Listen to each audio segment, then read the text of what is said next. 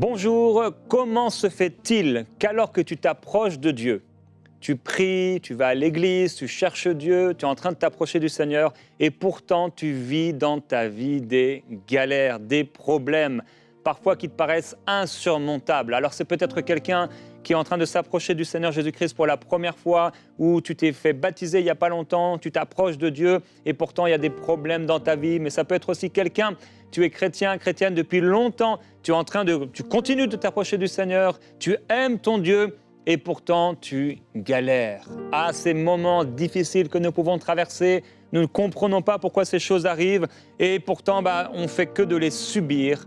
C'est quoi et pourquoi ces galères alors qu'on s'approche pourtant du Seigneur?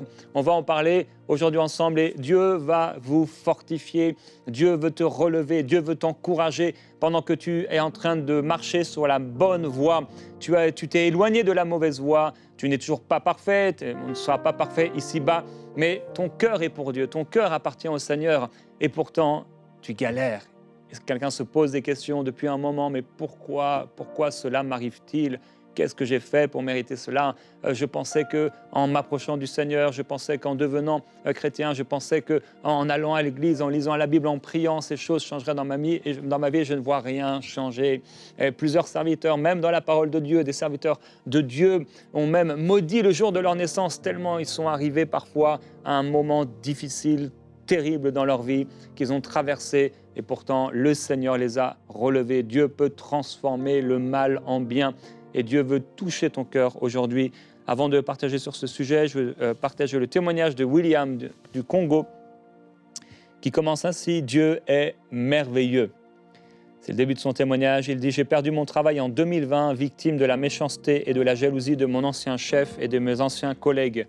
J'étais abattu et désespéré, mais par la grâce de Dieu, les prières inspirées du pasteur Jérémie et de ses différents invités m'ont donné la force de continuer à servir Dieu. Pendant cette traversée du désert qui a duré 3 ans, Dieu m'a béni avec la naissance de jumelles. Je me suis alors retrouvé avec 5 enfants à ma charge, sans emploi.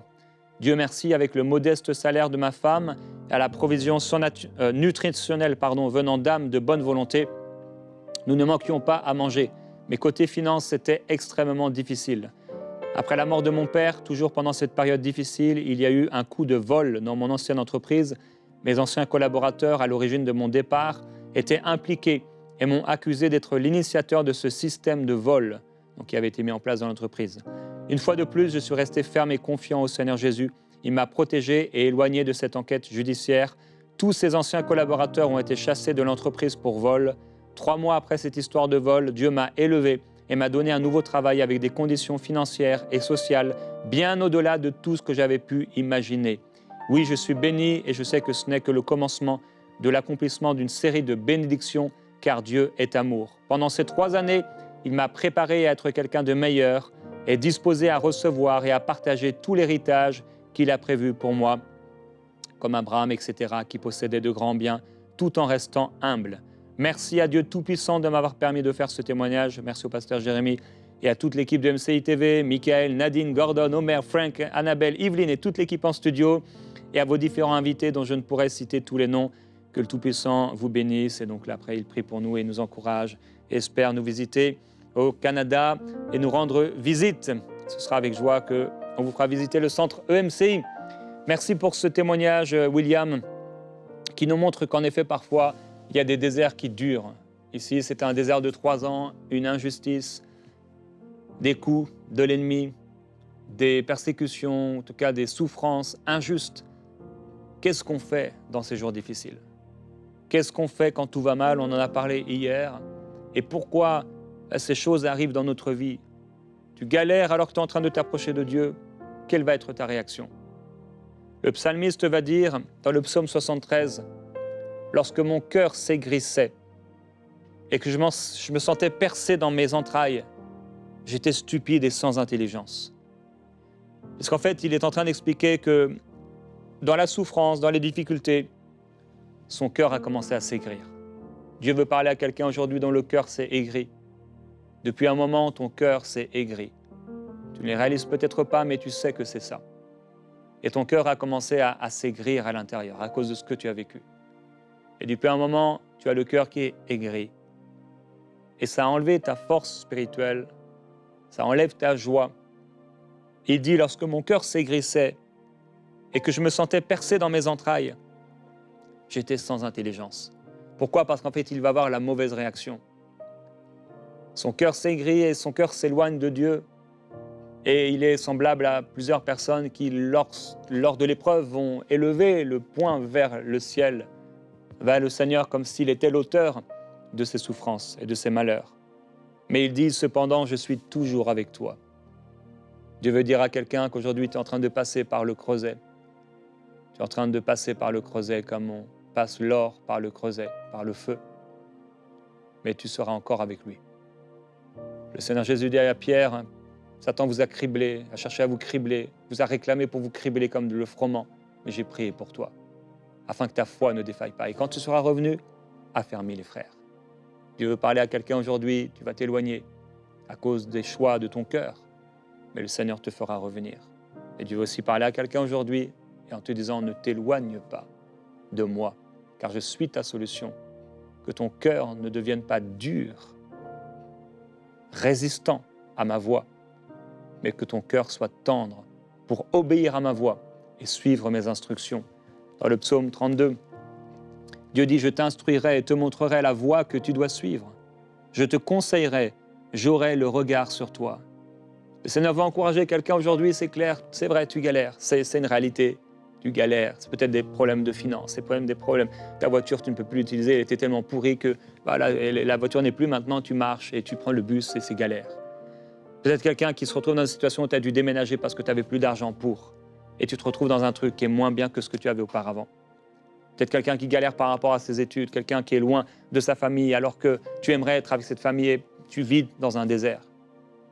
Quel que soit le désert que tu peux rencontrer, le Seigneur te dit, je t'instruirai, je te montrerai la voie que tu dois suivre. Je vais encourager quelqu'un en disant que le Seigneur ne va pas te laisser tout seul, mais il est avec toi. Il a promis, Dieu a promis qu'il ne t'abandonnerait pas. Et même si Jésus a l'air de dormir dans la barque, j'aimerais te dire que Jésus-Christ est avec toi. Il ne sommeille ni ne dort, celui qui garde Israël. Il ne sommeille ni ne dort, celui qui te garde. Tu as l'impression qu'il dort, mais il ne dort pas. Il est bien réveillé.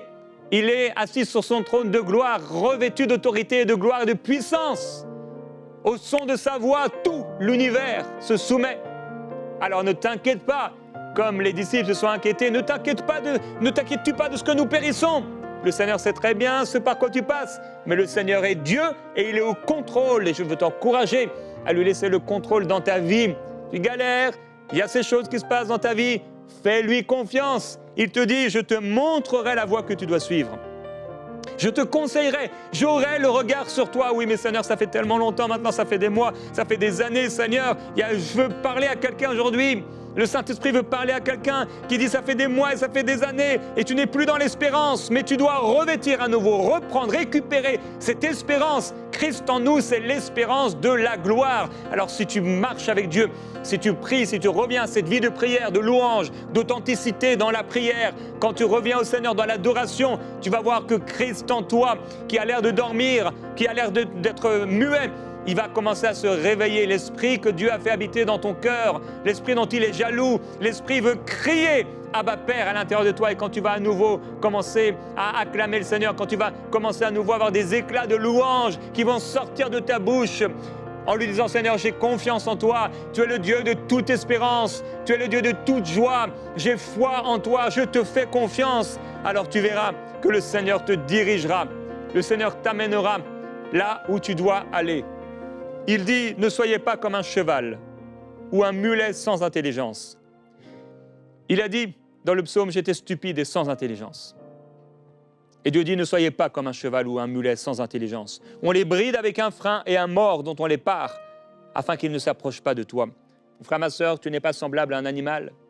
Tu n'as pas besoin d'être contrôlé, qu'on mette un outil sur toi pour t'empêcher d'aller. Le Seigneur te laissera aller là où tu veux aller, mais je veux t'encourager. Nous étions tous errants comme des brebis. Chacun suivait sa propre voie. Et Christ est mort pour toi. Il est le gardien, il est le berger de ton âme. Alors donc, le psalmiste dit, je suis toujours avec toi. Oui. Après être revenu, affermis les frères. Tu m'as saisi la main droite, tu me conduiras par ton conseil, puis tu me recevras dans la gloire. Et là, il arrive à cette réalité. Il dit, quel autre ai-je au ciel que toi? Et sur la terre, je ne prends plaisir qu'en toi. Ma chair et mon cœur peuvent se consumer. Dieu sera toujours le rocher de mon cœur et mon partage. Il y a cette réalité. Je parle à quelqu'un qui aime Dieu aujourd'hui. Tu aimes le Seigneur. Tu aimes Dieu. Tu ne comprends pas tout ce qui t'arrive. Peut-être il y a des galères ici et là dans ta vie. Mais tu aimes le Seigneur. Et tu arrives à la même conclusion à laquelle je suis arrivé. Seigneur, en dehors de toi, tout est vanité. Tu es le seul qui puisse combler mon cœur. Tu es le seul qui puisse me combler. Tu es ma joie, tu es mon espérance. Tu es celui que j'aime et celui qui m'aime et celui qui comble mon cœur parfaitement. Tu es l'époux parfait, le père parfait, l'ami parfait. Tu es Dieu. Oh mon frère, ma sœur, il y a une présence de Dieu maintenant pour réconforter le cœur de quelqu'un qui souffre. Un frère, une sœur qui est dans la souffrance depuis longtemps. Mais le Seigneur Jésus dit, comme il l'a dit hier, « Venez à moi, vous tous qui êtes fatigués et chargés. Viens à moi, toi qui es fatigué et chargé. Je te donnerai du repos. Tu trouveras du repos pour ton âme. » Alors il continue dans cette prière et il dit, « Pour moi, m'approcher de Dieu, c'est mon bien. Je place mon refuge dans le Seigneur. » Oui, mon frère, ma sœur, t'approcher de Dieu, c'est ton bien. Rejette les mensonges de l'ennemi qui dit que t'approcher de Dieu, c'est pour ton mal. Le diable rôde autour de ceux qui aiment Dieu. Il veut les nuire. Et depuis un moment, il y a un esprit qui est là, peut-être autour de toi, dans la vie de quelqu'un en tout cas, et il est en train de te mentir et d'essayer de te faire croire que c'était mieux auparavant, qu'il faut retourner à ce que tu as quitté. Dieu veut dire à quelqu'un, il y a quelqu'un qui a entendu cette voix, tu es une femme et il y a cette voix qui vient régulièrement en te rappelant une histoire passée, une histoire d'amour passée, une relation passée. Et tu penses et tu te dis, mais c'était tellement mieux. Mais en réalité, comme le peuple d'Israël dans le désert, ils étaient en train de fabuler. Ils étaient en train d'avoir une fausse image, d'extrapoler ce qu'ils vivaient en Égypte quand ils étaient esclaves. Dieu dit non, non. Ne dis pas comment les jours d'autrefois étaient meilleurs que ceux d'aujourd'hui. Cela ne proviendrait pas de la sagesse, nous l'avons dit cette semaine. Alors, il est le Dieu de l'espérance. Et s'approcher de lui, c'est ton bien. Continue à t'approcher de lui. Le prophète Jérémie va vivre ces temps difficiles et terribles lui aussi. Et il va dire, guéris-moi Éternel et je serai guéri. Sauve-moi et je serai sauvé, car tu es ma gloire. Parce qu'ils me disent, où est la parole de l'Éternel? Et là, il va dire, mais moi, Seigneur, pour t'obéir, je n'ai pas refusé d'être pasteur. Alors voilà, Jérémie, dans un temps difficile, il dit, je n'ai pas non plus désiré le jour du malheur. Et Seigneur, je n'ai pas refusé d'être pasteur. Tu m'as appelé à faire cela, Seigneur, et je l'ai fait. Quelqu'un dit cela, Seigneur, tu m'as appelé à faire cela, c'est toi qui m'as demandé de faire ça. C'est toi qui m'as demandé d'aller dans cet endroit. C'est toi qui m'as dit de faire ça, et je l'ai fait, Seigneur. Alors pourquoi cette chose arrive? Et ça va continuer dans la vie de Jérémie. Il va dire, tu m'as persuadé, Éternel. Je me suis laissé persuader, mais tu m'as saisi, tu m'as vaincu. Je suis chaque jour un objet de raillerie. Tout le monde se moque de moi. Car chaque fois que je parle, il faut que je crie. Parce qu'il devait prophétiser contre le péché, etc., sur le peuple. Mais il dit, si je dis, je ne ferai plus mention de lui. Je ne parlerai plus en son nom. Il y a dans mon cœur comme un feu dévorant qui est renfermé dans mes os. J'aimerais te dire, mon frère, ma sœur, tu appartiens. Si tu appartiens au Seigneur Jésus-Christ, l'Esprit qui vit en toi, il va rester là. Il y a un feu dans ta vie. Il y a quelque chose dans ton cœur. Il y a cette passion en toi. Ça ne partira pas. Mais il dit, mais l'Éternel est avec moi comme un héros puissant. Et il y a dans sa prière à la fois de l'espérance, mais il y a un combat au point où il va dire dans cette même prière, après avoir dit, l'Éternel est avec moi comme un héros puissant, il va dire, maudit soit le jour où je suis né, que le jour où ma mère m'a enfanté ne soit pas béni. Alors c'est peut-être ta prière aujourd'hui. À la fois, tu connais l'espérance, à la fois tu connais les promesses de Dieu, à la fois tu sais ce à quoi Dieu t'appelle, mais en même temps il y a ta réalité. Tu vois le Dieu de l'impossible, tu vois le Dieu du miraculeux, tu vois le Dieu du surnaturel, mais en même temps tu es peut-être arrivé à maudire le jour de ta naissance, à cause des difficultés, à cause de l'épreuve, à cause des oppressions, à cause de tes problèmes. Mais le diable rôde, et c'est lui qui plante en toi ces pensées d'incrédulité, ces pensées d'infériorité, ces pensées de misère. Et j'aimerais dire aujourd'hui à quelqu'un que ce n'est pas la finalité, c'est juste un passage. Et Dieu va transformer le mal en bien. Alors oui, peut-être que tu galères, tu vis des galères alors que tu t'approches du Seigneur. S'approcher de Dieu n'est pas à remettre en question. S'approcher de Dieu, c'est ton bien. C'est là qu'est la bénédiction. C'est quand tu es réuni avec tes frères et tes sœurs, c'est là que coule la bénédiction. Ne t'enfuis pas de la maison. N'abandonne pas ton assemblée, ne quitte pas, mais reste et demeure. Je veux prier pour toi, Père, je te remercie pour ta présence. Et je te remercie pour ta parole. Tu es fidèle, Seigneur. Il y a des temps d'épreuve, il y a des temps d'obscurité, il y a des temps d'incompréhension, où ces choses arrivent dans nos vies, des galères, particulièrement dans les temps de transition où tu nous amènes plus loin. Nous ne comprenons pas pourquoi cela arrive. On est semblable à un arbre qui est émondé, un arbre qui traverse l'automne, un arbre qui traverse l'hiver, et on se dit qu'il n'y a plus d'espérance. Alors qu'en réalité, tu sais exactement, Seigneur, là où tu es en train de nous mener. Je prie pour quelqu'un qui doute, je prie pour quelqu'un qui est régulièrement tenté à revenir en arrière. Je prie pour quelqu'un, Seigneur, qui était sur le bord de prendre une décision terrible. Seigneur Jésus-Christ, que son cœur soit gardé dans l'amour, que son cœur soit gardé dans la sincérité.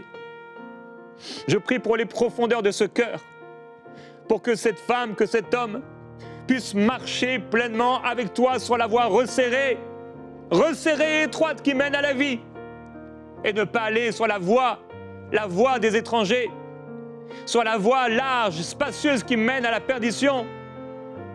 Père, tu as dit que tes brebis entendent ta voix et n'écouteront pas la voix de ces étrangers. Nous refusons la voix de Pharaon, nous refusons la voix de l'Égypte, nous refusons ces voix adultères, nous refusons ces voix qui veulent nous ramener en arrière. Nous refusons les voix qui veulent nous faire pécher, qui veulent nous faire tomber. Cela n'arrivera pas par la puissance du Seigneur. Dieu a la puissance de me garder jusqu'à la fin. Dieu a la puissance de me faire tenir debout jusqu'à la fin. Quelqu'un doit le proclamer maintenant dans la prière. Déclare-le là où tu es. Dieu a le pouvoir de me faire tenir debout jusqu'à la fin. Commence à le dire. Quelqu'un ne veut pas le dire, mais tu dois le dire. Tu dois le proclamer là où tu es. Dieu a le pouvoir, Seigneur, tu as le pouvoir de me faire tenir debout jusqu'à la fin. Je garderai la foi, je persévérerai en Dieu. Parce que ma force ne vient pas de ma force, mais ma force me vient de Dieu. Oh Père, je prie pour mes frères et mes sœurs. Remplis-les d'une force nouvelle. Permets-leur, Seigneur, même s'ils sont criblés, même s'ils sont attaqués, même s'ils sont éprouvés, de tenir ferme. Père, je prie qu'ils tiennent ferme. Je prie qu'ils tiennent ferme dans l'adversité, là où c'est trop dur, là où il n'y a plus la force de prier, là où il n'y a plus la force de demander, tellement ils subissent l'oppression de l'ennemi. Père, je prie, toi qui as relevé le prophète Jérémie, tu l'as relevé bien qu'il ait maudit le jour de sa naissance. Combien de serviteurs dans ta parole ont eu ces jours difficiles et terribles. Tu as dit à Élie pendant qu'il était dans cette grotte de dépression, dans cette grotte de découragement, que fais-tu ici, Élie? Et tu es venu, Père, avec une brise douce, une onction douce et paisible. Ce lieu de mort n'était pas pour lui, ce lieu de découragement n'était pas pour lui. Père, je prie pour quelqu'un qui est sur le point d'abandonner, pour quelqu'un qui est sur le point de renoncer. Fortifie cette personne. Fortifie-le dans son être intérieur, qu'il soit rempli du Saint-Esprit maintenant. Père, je prie pour quelqu'un qui s'éloigne. Ta parole déclare qu'on peut ramener quelqu'un dans la prière. Alors Père, je ramène cette personne qui s'égare. Il y a quelqu'un dans ce temps de prière qui doit prier pour une personne qui s'est éloignée. Cette personne s'éloigne et tu la vois s'éloigner. Quelqu'un d'autre s'est vraiment éloigné depuis longtemps. Et Dieu t'appelle en tant qu'intercesseur. Tu peux ramener cette personne sans parole, par la prière. Alors Père, nous voulons prier pour ceux qui s'éloignent. Nous voulons prier. Merveilleux Jésus-Christ, devant les tentations, devant l'épreuve, tu nous as dit de veiller et tu nous as dit de prier. Père, je prie pour quelqu'un qui a abandonné son assemblée. Depuis longtemps, elle ne va plus parce qu'elle a été critiquée, parce qu'elle a été blessée. Mais c'est pourtant là que tu veux envoyer ta bénédiction. Et Père, je prie qu'elle retourne à la maison.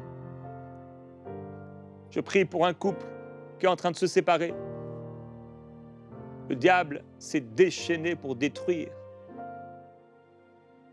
l'alliance. Mais tu es le Dieu de l'impossible. Tu es le Dieu de la restauration. Tu es le Dieu de la réconciliation. Je te demande, Seigneur, ramène leur cœur l'un vers l'autre. Et que là où tu étais peut-être mis de côté, Seigneur, que tu deviennes la fondation, le roc solide sur lequel leur maison va s'appuyer et tenir ferme. Père, je veux te remercier. Nous ne comprenons pas toujours tout ce qui nous arrive, mais nous choisissons aujourd'hui de te faire confiance. Nous choisissons aujourd'hui de continuer. Nous allons continuer de t'obéir. Nous allons continuer de te servir. Tu veux parler à quelqu'un aujourd'hui qui s'est retrouvé dans le ventre de ce grand poisson comme Jonas, parce qu'il a voulu aller à l'opposé de ta volonté. Mais ton amour a envoyé ce grand poisson, ton amour a permis cette épreuve, ton amour l'a amené dans le désert, afin qu'il reconnaisse que l'homme ne vivra pas de pain seulement, mais de ta parole. Seigneur, tu nous amènes parfois dans des temps où notre âme est humiliée, pour qu'on reconnaisse qu'on a besoin de toi, pour ensuite nous faire du bien.